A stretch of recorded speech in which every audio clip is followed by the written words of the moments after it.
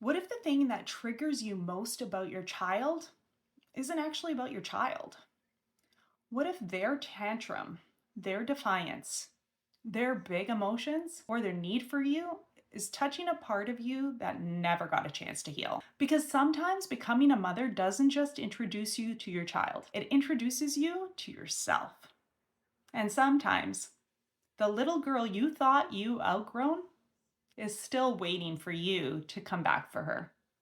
I'm Christina Perry, and this is the podcast where we discuss ways to live healthier, happier, and more fulfilling lives. Today, we're talking about something deeply personal for me: the way motherhood cracked me open. Not in the way people usually describe motherhood, not the sleepless nights, not the diapers, not the exhaustion. I'm talking about the emotional excavation that can happen when you suddenly have a tiny human watching you, needing you, and depending on you. And you realize that some of the reactions you're having aren't really about what's happening in the room, they're about what's happening inside you. And that realization can be uncomfortable because when you hear yourself becoming impatient, overwhelmed, hypervigilant, or reactive, one of the first thoughts can be, oh my goodness, how did I become the thing I was most afraid of? But what if the more useful question isn't what's wrong with me? What if it's what happened to me? By the time I became a mother, I was already somewhere different.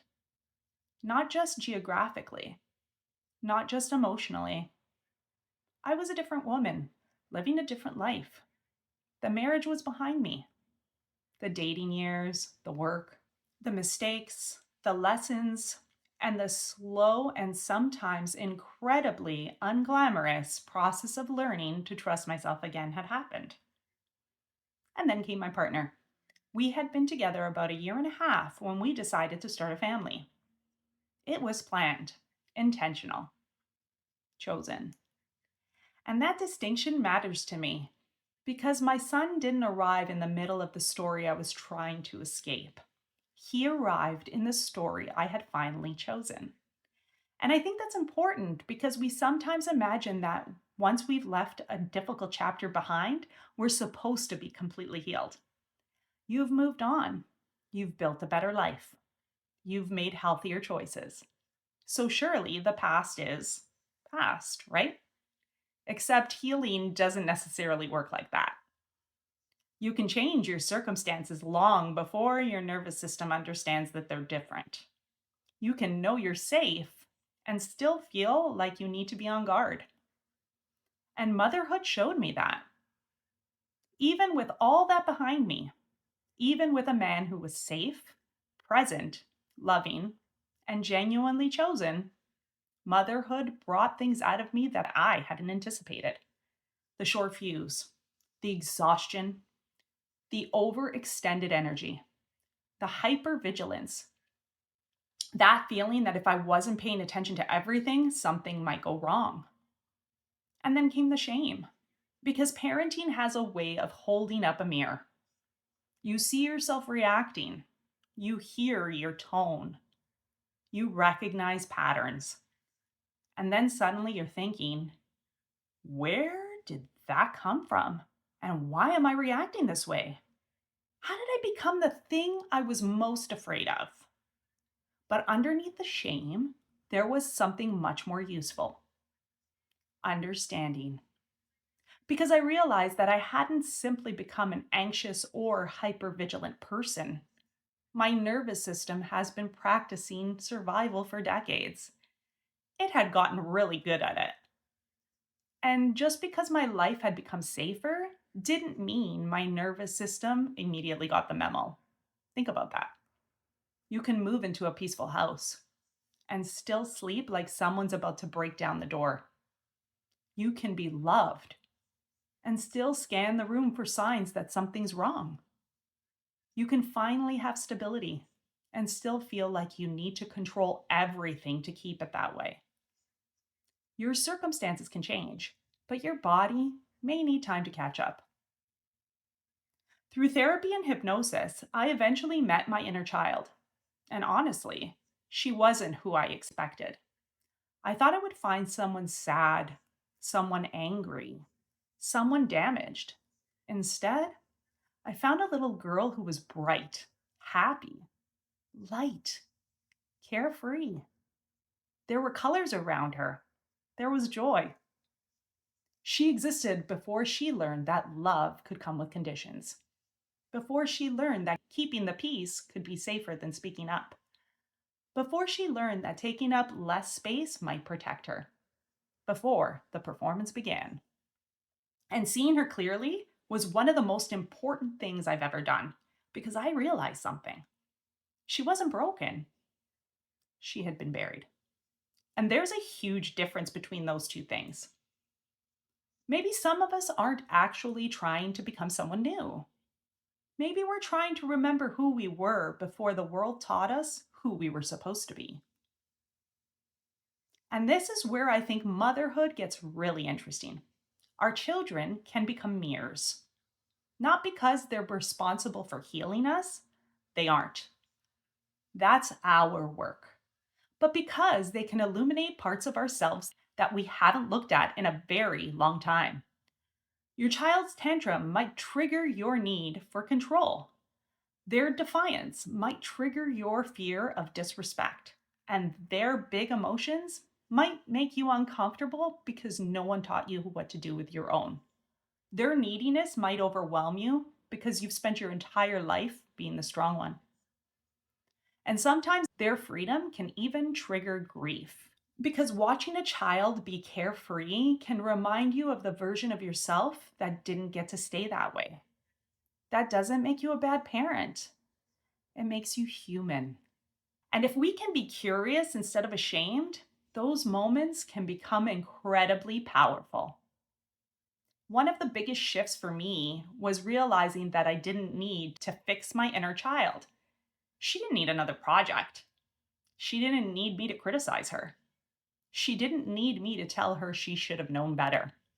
She needed what I had spent a lifetime giving everyone else: patience, safety, and compassion. And love that didn't come with conditions. And maybe that's the work. Not becoming a perfect parent, not never getting triggered, not creating some perfectly peaceful home where no one ever loses their patience. Because let's be honest, that's not a home. That's a hostage situation with throw pillows. The goal isn't perfection. The goal is repair. It's noticing, it's pausing, and it's saying something is happening inside me right now. And instead of immediately reacting, creating a little space. For me, that pause can look different depending on the moment. Sometimes it's breathing, sometimes it's grounding, sometimes it's tapping, and sometimes it's prayer. And sometimes it's simply walking away for 30 seconds before I say something I actually don't mean. And sometimes it's talking to that younger version of myself saying, "You're safe. You don't have to fix this. You don't have to make everyone happy. You are allowed to take up space.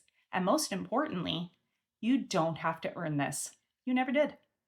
Because maybe that's what so many of us were taught without everyone ever saying it directly. Earn love, earn approval, earn rest, earn belonging, earn your place. Be good, be useful.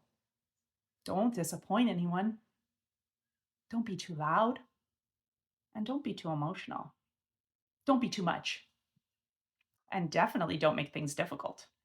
Eventually, you become an adult who doesn't even realize how exhausting it is to constantly audition for love. Maybe healing isn't always about becoming stronger. Maybe it's about becoming softer. Maybe it's not about creating an entirely new version of yourself, but more about remembering the version that existed before you learned to survive. The little girl, the little boy, the person who laughed easily, the person who trusted, the person who created things without worrying whether they were good enough, the person who took up space without apologizing for it. That person may still be in there, not gone, just waiting. So I want to leave you with a question today.